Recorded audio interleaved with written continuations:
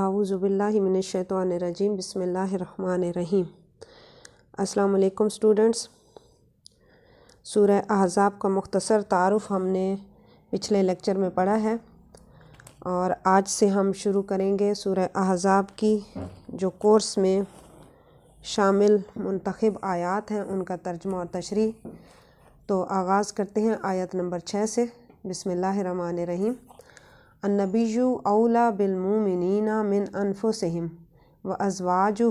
امہاتہم واولی الارحام بعضهم اولیٰ ببعض فی کتاب اللہ من المؤمنین والمہاجرین الا ان تفعلوا الی اولیائکم معروفا کان ذلک فی الکتاب مسطورا۔ النبی نبی صلی اللہ علیہ وسلم اولیٰ زیادہ حقدار ہیں، زیادہ تعلق رکھتے ہیں، زیادہ مقدم ہیں، بالمومنین بے کا مطلب ساتھ، المومنین مومن کی جمع ہے مومنین، من سے، انفسہم انفسہم دو الفاظ کا مجموعہ ہے، انفس اور ہم۔ انفس نفس کی جمع ہے، نفس جان کو کہتے ہیں، اور ہم ضمیر غائب ہے اور جمع کا صیغہ ہے، مراد مومنین، ہم ان کی، یہ مومنین کی طرف اشارہ جا رہا ہے کہ ہم ان کی، انفسہم ان کی جانوں سے، ان کے نفوس سے۔ النبی اولیٰ بالمؤمنین من انفسہم، نبی صلی اللہ علیہ وسلم مومنین کے ساتھ ان کی جانوں سے بھی زیادہ تعلق رکھتے ہیں، یا نبی صلی اللہ علیہ وسلم نبی صلی اللہ علیہ وسلم کا مومنین پر ان کی جانوں سے بھی زیادہ حق ہے۔ وَأَزْوَاجُهُ أُمَّهَاتُهُمْ، وا کا مطلب اور، ازواجہ بھی دو الفاظ ہیں، ازواج اور ہو ضمیر ہے، اور یہ ضمیر حضور صلی اللہ علیہ وسلم کی طرف یعنی النبیو کی طرف، ہو اس کی، آپ کی، ازواج زوج کی جمع ہے، زوج بیوی کو کہتے ہیں، اور ازواج بیویاں، ازواجہ آپ صلی اللہ علیہ وسلم کی بیویاں یا آپ صلی اللہ علیہ وسلم کی ازواج مطہرات، امہاتہم امہاتہم اس میں بھی دو الفاظ ہیں، امہات اور ہم۔ امہات امن کی جمع ہے، امن ماں کو کہتے ہیں، اور امہات مائیں، اور ہم یہ بھی ضمیر ہے، اور یہ ضمیر بھی مومنین کی طرف جا رہی ہے کہ ہم ضمیر جمع اور غائب، تو امہاتہم ان کی مائیں یعنی کہ مومنین کی مائیں،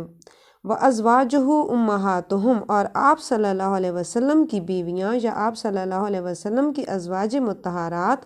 ان کی مائیں ہیں، یعنی کہ ان مومنین کی مائیں ہیں۔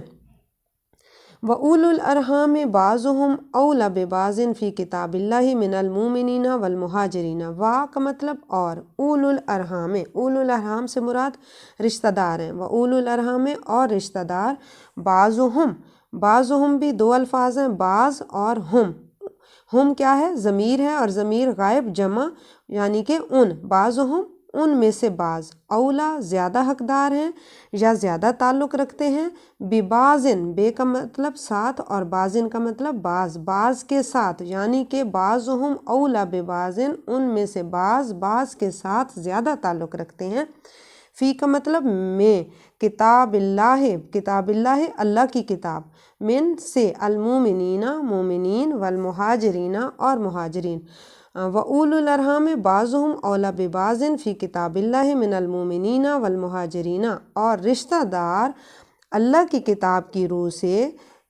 آپس میں یا ایک دوسرے پر زیادہ حق رکھتے ہیں یا ایک دوسرے سے زیادہ تعلق رکھتے ہیں مومنین اور مہاجرین کی بنسبت، الا مگر، ان کے، تفعلوا تم کرو، الا کی طرف، اولیاءکم اولیاءکم یہ بھی دو الفاظ ہیں، اولیاء اور کم ضمیر ہے اور یہ ضمیر حاضر ہے، ضمیر حاضر جمع یعنی کہ تم اور یا تمہارے، اولیاء ولی کی جمع ہے اور ولی دوست کو کہتے ہیں، تو اولیاءکم تمہارے دوست، معروفاً معروف اچھے کو کہتے ہیں، صحیح کو کہتے ہیں، یا جائز طریقے سے یا اچھے طریقے سے، الا ان تفعلوا الی اولیاءکم معروفا، ہاں اگر تم اچھے طریقے سے یا معروف طریقے سے یا جو بھی کچھ اچھا اپنے دوستوں کے لیے کرنا چاہو تو کر سکتے ہو۔ کانا ذالک فی الکتاب مستورا، کانا کا لفظی مطلب ہے تھا، لیکن جہاں پر ہوگا ہے۔ ذالک لفظی مطلب ہے وہ، یہ اسم اشارہ ہے، اور اشارہ بعید دور کے لیے جب اشارہ کرنا ہو تو پھر ذالک استعمال کرتے ہیں، لیکن جہاں پر معنی ہوگا یہ، اس لیے کہ فی الکتاب، فی کا مطلب میں، الکتاب کتاب کے ساتھ لگا ہے، اس لیے کانا ذالک فی الکتاب مستورا، یہ کتاب مستورہ سطرہ سے ہے، اور سطرہ کہتے ہیں لکھی ہوئی چیز کو، مستور یعنی کہ یہ جو لائنیں ہوتی ہیں نا، ان کو ہم عربی میں سطر کہتے ہیں، تو کیا مراد ہوتا ہے؟ لکھا ہوا، تو مستورہ لکھا ہوا ہونا، کانا ذالک فی الکتاب مستورہ، یہ بات جو ہے وہ کتاب میں لکھی جا چکی ہے، یا یہ بات لوح محفوظ میں لکھی جا چکی ہے۔ کتاب سے مراد لوح محفوظ بھی ہے، جو اللہ تعالیٰ نے پہلے جو کچھ لکھ رکھا ہے اس کو لوح محفوظ کہتے ہیں۔ تو دوبارہ اس کا ترجمہ دیکھتے ہیں۔ اب اس آیت میں اللہ تعالیٰ نے 3 باتیں فرمائی ہیں۔ پہلی بات تو یہ ہے کہ النبی اولیٰ بالمؤمنین من انفسہم، نبی صلی اللہ علیہ وسلم کے مقام و مرتبے کو اس آیت میں بیان فرمایا گیا ہے، اور پہلا حصہ یہ بتا رہا ہے کہ النبی اولیٰ بالمؤمنین من انفسہم، نبی کا جو مقام و مرتبہ ہے، نبی صلی اللہ علیہ وسلم جو ہیں وہ انسانوں کے یا مومنین کے ان کی جانوں سے بھی زیادہ حق رکھتے ہیں۔ اب اس سے کیا مراد ہے؟ اس میں اللہ تعالیٰ نے آپ صلی اللہ علیہ وسلم کا مقام و مرتبہ بیان کیا ہے، آپ کا حق اور آپ کا احترام بیان کیا ہے کہ مومنین کے لیے نبی صلی اللہ علیہ وسلم کا کہنا ماننا، مومنین کے لیے نبی صلی اللہ علیہ وسلم کی اطاعت کرنا، نبی صلی اللہ علیہ وسلم کے فیصلے کو بدل و جان سے ماننا جو ہے وہ لازم ہے، کیونکہ آپ صلی اللہ علیہ وسلم مومنین کے جانوں سے بھی زیادہ حق رکھتے ہیں۔ اس کی وجہ یہ ہے کہ آپ صلی اللہ علیہ وسلم جب امت کے لیے بہت زیادہ مہربان ہیں، جب امت کے لیے شفیق ہیں، جب امت کے لیے رحیم ہیں، تو پھر امت کا بھی فرض ہے کہ وہ آپ کو اپنی جان سے بھی زیادہ جو ہے وہ محبوب رکھیں، آپ کے فیصلے پر سر تسلیم خم کریں۔ اور اس بات کی وضاحت میں قرآن پاک کی ایک اور آیت میں بھی دی گئی ہے، سورہ النساء کی آیت نمبر 65 ہے، جس میں اللہ تعالیٰ نے آپ صلی اللہ علیہ وسلم کے مقام کو اس طرح بیان فرمایا ہے کہ تیرے رب کی قسم، اے نبی صلی اللہ علیہ وسلم، تیرے رب کی قسم، یہ مومن نہیں ہوں گے جب تک کہ اپنے آپس کے تمام اختلافات میں تجھے فیصل نہ مان لیں، اور تیرے تمام احکام میں فیصلوں کو بدل و جان سے قبول نہ کر لیں۔ اور اسی طرح ایک حدیث میں آپ صلی اللہ علیہ وسلم نے فرمایا کہ قسم ہے اس ذات کی جس کے ہاتھ میں میری جان ہے، والذی نفسی بیدہ لا یؤمن احدکم، تم میں سے کوئی اس وقت تک مومن نہیں ہو سکتا حتی اکون احب الیہ من والدہ وولدہ والناس اجمعین، قسم ہے اس ذات کی جس کے ہاتھ میں میری جان ہے، تم میں سے کوئی اس وقت تک مومن نہیں ہو سکتا جب تک کہ میں اس کو اس کے والدین سے، اس کی اولاد سے اور تمام دنیا کے انسانوں سے زیادہ محبوب نہ ہو جاؤں۔ تو اب اس میں آپ صلی اللہ علیہ وسلم نے ایک اور مقام پر بھی فرمایا کہ میں تمام مومنین کا زیادہ حقدار ہوں، دنیا میں بھی اور آخرت میں، ان کی جانوں سے بھی زیادہ حقدار ہوں، اور اگر تم چاہو تو یہ آیت پڑھ لو۔ اور اسی آیت کی طرف آپ صلی اللہ علیہ وسلم نے اشارہ کرتے ہوئے فرمایا کہ اگر تم چاہو تو یہ آیت پڑھ لو کہ اللہ تعالیٰ نے اس میں خود فرمایا کہ النبی اولیٰ بالمؤمنین من انفسہم، اور پھر آپ صلی اللہ علیہ وسلم نے فرمایا کہ دیکھو سنو، جو مسلمان مال چھوڑ کر مرے تو اس کا مال تو اس کے وارثوں کا حصہ ہے، لیکن اگر کوئی مسلمان مر جاتا ہے تو اور اس کے ذمہ قرض ہے یا اس کے چھوٹے چھوٹے بچے ہیں تو اس قرض کی ادائیگی بھی میرے ذمہ ہے اور ان کے بچوں کی پرورش بھی میرے ذمہ ہے۔ یعنی کہ آپ امت کے لیے کس قدر شفیق و رحیم پیغمبر ہیں کہ اگر کوئی مال چھوڑ کر مر جائے تو مال تو اس کی اولاد کے لیے ہے، لیکن اگر کوئی قرض چھوڑ کر مر جائے تو قرض میں ادا کروں گا، اور اس کے چھوٹے چھوٹے بچے اگر وہ چھوڑ کر مر جائے تو اس کی پرورش کا ذمہ دار بھی میں ہوں۔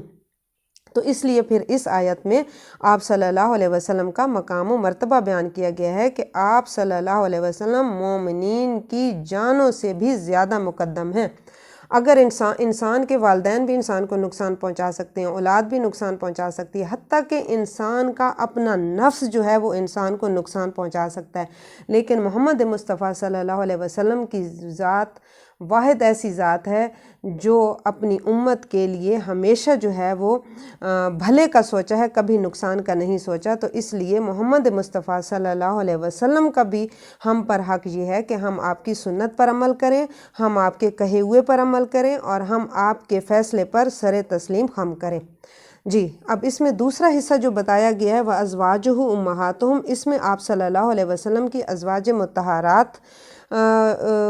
کا مقام و مرتبہ بیان کیا گیا ہے کہ تمام مومنین کی آپ صلی اللہ علیہ وسلم کی جو ازواج مطہرات ہیں، جو آپ کی بیویاں ہیں، وہ حرمت کے معاملے میں، احترام کے معاملے میں، عزت اور اکرام کے معاملے میں، بزرگی اور عظمت کے معاملے میں تمام مسلمانوں کے لیے ایسی ہیں جیسے خود ان کی اپنی مائیں ہوتی ہیں۔ جس طرح ماں کا احترام واجب ہے، اسی طرح آپ صلی اللہ علیہ وسلم کی ازواج مطہرات کا احترام بھی تمام امت پر جو ہے وہ واجب ہے، اور جس کا بھی آپ صلی اللہ علیہ وسلم کی یہ روحانی مائیں ہیں، اور جس طرح کہ آپ صلی اللہ علیہ وسلم کی ازواج مطہرات کا احترام واجب ہے، اسی طرح اگر ان کے ساتھ کسی طرح کی کوئی بے ادبی کی جائے تو وہ اس کا مطلب یہ ہے کہ آپ صلی اللہ علیہ وسلم کو ایذا اور تکلیف دی ہے، اور آپ صلی اللہ علیہ وسلم کو جو ایذا اور تکلیف دیتا ہے اس کی سزا اسی سورہ احزاب میں ہی اللہ تعالیٰ نے دنیا میں بھی رسوائی رکھ دی ہے، اور آخرت میں بھی عذاب علیم کہا ہے، آخرت میں بھی، اور وہ بھی اسی سورہ احزاب کی آیت میں ہی یہ سزا رکھی گئی ہے۔ تو تیسری بات جو اس آیت میں جو تیسرا حصہ ہے اس کا، وہ یہ ہے کہ وَأُولُو الْأَرْحَامِ بَعْضُهُمْ أَوْلَىٰ بِبَعْضٍ فِي کتاب اللہ۔ اچھا، یہ اس وقت کی بات ہے کہ جب آپ صلی اللہ علیہ وسلم مدینہ منورہ تشریف لائے، اور مدینہ منورہ تشریف لانے کے بعد چونکہ مہاجرین مکہ بھی آپ صلی اللہ علیہ وسلم کے ساتھ ہجرت کر کے آئے تھے، تو اس وقت آپ صلی اللہ علیہ وسلم نے جو ہے ایک اخوت اور بھائی چارہ جو ہے وہ قائم کیا تھا۔ اخوت اور بھائی چارے کے بعد جو ہے اس وقت جو مہاجر بھائی شریک تھا، جس مہاجر بھائی کو انصاری بھائی کا بھائی قرار دے دیا گیا تھا، تو اس وقت وہ اس کی وراثت میں بھی شامل ہو گیا تھا۔ حالات ہی ایسے تھے تو اس وقت اس میں وراثت میں بھی وہ شریک ہو گئے تھے، تو اس کا میراث کے احکام میں اب اللہ تعالیٰ نے میراث کے احکام جو ہیں، جو وراثت کے احکام ہیں، اس میں صرف نسبی اور جو قریبی رشتہ دار ہیں ان کے بارے میں حکم دے دیا کہ صرف، اب اس آیت میں ان کے بارے میں حکم دے دیا کہ صرف وراثت جو ہے وہ اولو الارحام میں، رشتہ داروں میں ہی تقسیم ہوگی، وہ ایک دوسرے کے زیادہ حقدار ہوں گے بنسبت مومنین اور مہاجرین کے۔ اب یہاں پر بعض مفسرین کہتے ہیں کہ مومنین سے مراد جو ہیں وہ ہیں انصار، کیونکہ آگے مہاجرین کا ذکر تو اللہ تعالیٰ نے فرمایا ہے نا، تو مومنین سے مراد انصار ہیں، کیونکہ یہ اشارہ ہے مواخات مدینہ کی طرف جو کہ مہاجرین اور انصار کے درمیان ہوا تھا۔ تو اس وقت ایسا ہوا تھا کہ ایک انصاری اور ایک مہاجر جب بھائی بھائی ہوئے تھے، اور آپس میں انصاری بھائی نے مہاجر بھائی کی مدد کرنے کے لیے اپنی ہر چیز آدھی تقسیم کر دی تھی، حتیٰ کہ آپس میں وہ ورثہ بھی بانٹ لیا تھا کہ جو وراثت میں میرے پاس ہے وہ بھی اس میں تم وراثت میں شریک ہوں گے۔ تو اس طریقے سے پھر چونکہ اللہ تعالیٰ نے اپنی کتاب میں لوح محفوظ میں یہ چیز لکھ رکھی تھی، اس آیت میں اسی چیز کا بیان ہے کہ یہ بات لکھی جا چکی تھی کہ وراثت کے حقدار صرف اور صرف اولو الارحام ہوں گے، اور اولو الارحام سے مراد جو ہے وہ قریبی رشتہ دار ہیں۔ تو اس میں اس بات کا ذکر کیا گیا اس آیت میں کہ اب جو ہے وہ وراثت صرف اور صرف رشتہ داروں میں ہی تقسیم ہوگی۔ ہاں، اگلا حصہ اس میں یہ بتایا گیا کہ ہاں الا ان تفعلوا الی اولیاءکم معروفا، ہاں اگر تم اپنے دوستوں کے ساتھ کچھ اچھا کرنا چاہو تو یہ تم کر سکتے ہو، یعنی کہ جو تمہارے قریبی دوست ہیں تو اگر تم ان کے ساتھ کچھ اچھا کرنا چاہو، یعنی ان کو کچھ دینا چاہو تو تم دے سکتے ہو، لیکن وراثت کے جو اصل حقدار ہیں وہ تمہارے قریبی رشتہ دار ہوں گے۔ وآخر دعوانا ان الحمد للہ رب العالمین۔